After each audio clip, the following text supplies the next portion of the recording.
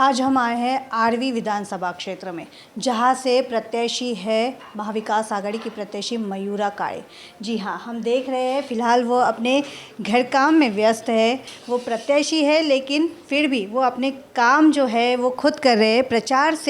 प्रचार के लिए घर से निकलने से पहले वो अपने परिवार की जिम्मेदारी को बखूबी से निभाते हुए उनका खाना हो, घर की जो गृहिणी होती है, वो जो एक घर की औरत होती है, वो जो काम करती है, वो सब काम वो यहाँ पे करती है और उसके बाद वो अपने प्रचार के लिए निकलते हैं। इनसे हम बातचीत करेंगे किस तरह से वो घर को संभाल रहे हैं, घर के काम करके बाहर जाकर प्रचार कर रहे हैं और कुछ ही दिनों में यहाँ पे चुनाव होने हैं। तो इन सभी मुद्दों पर हम उनसे बात करेंगे, जिस तरह से वो घर संभाल रही है अपने जो विधानसभा क्षेत्र है या अपनी जनता है विधानसभा क्षेत्र की, उनको किस तरह से वो संभालने के लिए आगे बढ़ने वाली है, ये भी उनसे जानेंगे। चलिए मेरे साथ। आम्ही बघतोय की मगापासनं तुम्ही किचनमध्ये काम करता आहे, आपल्या परिवाराची जिम्मेदारी जी आहे, जबाबदारी सांभाळून तुम्ही आपला प्रचार पण करताय। कसा सांभाळता या सगळ्या?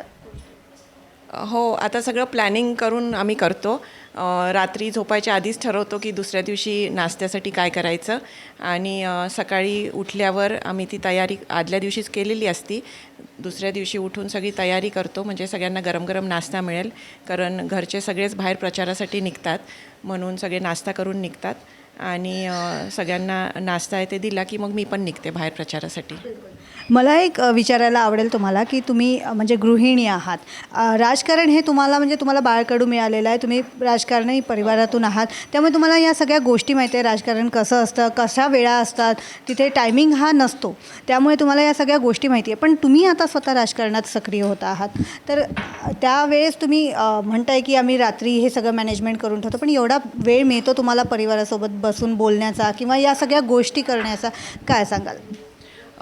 असं बसून बोलायला सध्या आता कसे 5 दिवसच उरलेत मतदानासाठी, म्हणून वेळ असा मिळत नाही बसून बोलण्यासाठी। पण मी लहानपणापासून राजकारण पाहिलं आहे आमच्या घरात आणि त्याच्यानंतर माझं लग्न झालं ते एका राजकारणी घरात झालं, म्हणून मला ह्या सगळ्या गडबडीची आधीपासून सवय होती। आणि लग्नाच्या आधी पण जेव्हा आमच्या घरी निवडणुका असायच्या त्यावेळेस देखील मी घरचं सगळं बरंचसं सांभाळायचे आणि प्रचाराला देखील जायचे। लग्न झाल्यावर अजून जबाबदारी आली खांद्यावर आणि सगळं व्यवस्थित होऊन राहिलेलं आहे। नक्कीच आपण राजकारणी आहात, आपल्याला अनुभव आहे, पण आता सक्रिय होत आहात, कसं बघताय तुम्ही आता आपल्या विधानसभा क्षेत्रातल्या जनतेकडे, किंवा काय मुद्दे असणार आहेत तुमच्या त्यांच्यापर्यंत पोहोचण्याकरता? आमच्या क्षेत्रातल्या लोकांशी आधीपासून एक घरगुती नातं जुळलेलं आहे, म्हणून मला त्यांच्याशी जाऊन काही संवाद साधण्यात ते काही नवीन नाही आहे माझ्यासाठी, कारण आधीपासून आम्ही त्याच्यात राहिलेलो आहे। माझं लग्न झालं तेव्हापासून मी मतदारसंघात फिरते आणि बरेचसे निवडणुका ज्या अमरबाबूंच्या आहेत त्यात मी प्रचारासाठी फिरलेले आहे आणि आमचं कार्यालय घरीच असल्यामुळं लोक घरीच येतात, म्हणून लोकांशी माझा संवाद आधीपासून होता। आमच्या मतदारसंघात मुद्दे नक्कीच आहेत। शेतकऱ्यांचा एक खूप मोठा प्रश्न आहे, जंगली जनावरांचा, अजून त्यांच्या शेतपिकांना हमीभाव नाही मिळत आहे तो एक मोठा प्रश्न आहे। बेरोजगारी एक खूप मोठ्या प्रमाणात आमच्या मतदारसंघात आहे आणि ती दिवसांदिवस वाढून राहिलेली आहे। महिला सक्षमीकरणचा एक मुद्दा मी घेणार आहे आणि असे बरेचसे मुद्दे आहेत। जुनी पेन्शन योजना आहे, कर्मचारी पेन्शन योजना आहे, अशा बऱ्याचशा गोष्टी आहेत, त्याच्यावर मी नक्कीच माझं लक्ष केंद्रित करेल। अमरबाबूंचा तर साथ आहेच आणि आता ते खासदार झालेले आहेत वर्धा जिल्ह्याचे, म्हणून ते खंबीरपणे माझ्या पाठीशी उभे आहेत आणि मी आमच्या लोकांसाठी नक्कीच पाठपुरावा करेल आणि त्याच्यातून काही ना काही मार्ग नक्कीच काढणार। नक्कीच आपण बघतोय की वर्धा जिल्ह्यातलं जे हे आरवी आहे काँग्रेसचा गड मानलं जायचं, आता तुम्ही पण काँग्रेसी होतात, पण आपण बघतोय की लोकसभेच्या वेळेस राष्ट्रवादीकडनं खासदारकी तुमच्या घरात आली, आता आमदारकीसाठी तुम्ही आहात। काय सांगाल की ज्याप्रमाणे आपण शेतकऱ्यांचा मुद्दा म्हटलेला आहे, आपण बघतो की ग्रामीण बहुल भाग आहे, शेतकरी मोठ्या प्रमाणात इथे आहेत आणि युवक देखील आहे, आपण बघतोय की इथे बेरोजगारीचा प्रश्न देखील आवासून बघतोय, काय सांगाल? हो, हे सगळे तर प्रश्न आहेतच आणि त्यांच्याकडे नक्कीच लक्ष देणार मी, वैयक्तिक लक्ष घालणार त्या गोष्टींमध्ये आणि इतर कठीण प्रश्न देखील आहेत, त्याच्यात अमरबाबू तर आम्हाला साथ देतीलच। आणि आता हे महाविकास आघाडीचं सरकार आहे, म्हणून आमचे तिन्ही पक्ष आम्ही एकत्र लढून राहिलेलो आहे, काँग्रेस, राष्ट्रवादी आणि उद्धव ठाकरे साहेबांचा गट शिवसेना, म्हणून हे महाविकास आघाडीचं सरकार आहे.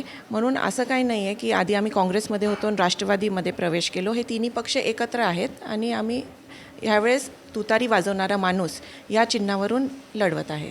नक्कीच. मला हे पण विचारायचं आहे की जातीचं राजकारण आपण बघतो आहे महाराष्ट्रात सध्या, तर इथे किती प्रभाव दिसतो आहे? आपण बघतो आहे की तेली असेल, भोयर पवार असेल, कुणबी हा समाज इथे बहुल प्रमाणात आहे, सोबतच आदिवासी देखील आहे. तर कशाप्रमाणे तुम्हाला आता प्रतिसाद मिळतो आहे? तुम्ही प्रचाराला जात आहे, काय कसा प्रतिसाद येतो आहे लोकांकडून? प्रतिसाद आम्हाला चांगला मिळून राहिला आहे. जातीवाद हे आहे आमच्या मतदारसंघामध्ये, पण अमरबाबूंनी किंवा त्यांच्या वडिलांनी आईंनी कधीच कोणामध्ये भेदभाव केला नाही. आमचं सगळ्यांशी चांगलाच संपर्क होता आणि म्हणून जातीचा जो भेदभाव आहे तो आम्ही कधीच केला नाही आणि लोकांकडून मला चांगलाच प्रतिसाद मिळून राहिलेला आहे. नक्कीच. आपण बघतोय की दादाराव केचे यांनी ऐनवेळी बंड केलेला होता, त्याचा फायदा की फटका होणार आहे? आता ते तुम्हाला जास्त माहिती, कारण तुम्ही पत्रकार आहात, त्याच्यावर मी काय कोणतं भाष्य करणार नाही. नक्कीच. शेतकऱ्यांसाठी मुख्य तुम्ही कुठला अजेंडा घेतलेला आहे हातामध्ये? आपण बघतोय की मागे एका शेतकऱ्याने कापसाची गाडी जी आहे ती जाळलेली होती, म्हणजे जाळून टाकली होती की भाव मिळत नाही. तर असे छोटे छोटे जे मुद्दे आहेत शेतकऱ्यांचे, याबद्दल तुम्ही काय करणार आहात? शेतकऱ्यांचे मुद्दे आमच्या मतदारसंघात खूप मोठे आहेत आणि गंभीर आहेत आणि भाव मिळत नाही पिकांना, म्हणून शेतकरी आत्महत्या देखील खूप मोठ्या प्रमाणात आहेत आमच्या मतदारसंघामध्ये आणि आजही होऊन राहिलेल्या आहेत. आणि शेतकऱ्यांना खूप मोठा प्रश्न आमच्या मतदारसंघात आहे तो जंगली जनावरांचा आहे, कारण आमचा बहुतांश जो भाग आहे आर्वी, आष्टी, कारंजा हा जंगल भाग आहे आणि अमरबाबू आमदार असताना सातत्याने त्यांनी हा प्रश्न उठवला आहे विधानभवनामध्ये वन प्राण्यांपासून सुरक्षा मिळण्याबाबत, आणि तो आम्ही रेटून धरणार. नक्कीच. शेतकरी असतील, मोठ्या प्रमाणात बेरोजगारांचे देखील प्रश्न आहेत. सोबतच आपण बघतो की बाहेरगावी मुलं शिकायला जातात, त्यामुळे शाळा कॉलेज असतील त्यांचा येण्या जाण्याचा प्रश्न असेल, ट्रान्सपोर्टेशन असेल, इथनं गाड्या असतील, बहुतेक वेळा असं आपण बघतो की येण्या जाण्याच्या समस्या असल्यामुळे मुलं मुली शिकू नाही शकत. तर या संदर्भात तुम्ही विद्यार्थ्यांसाठी काय करणार आहात? हो, तो एक मोठा प्रश्न आहे आमच्याकडं, कारण काही डेपोंमध्ये बसेस येत नाहीत, म्हणून त्या विद्यार्थ्यांचे ती मागणी असते की डेपो मॅनेजरला पत्र देऊन आमच्या गावामध्ये बस सुरू करा म्हणून.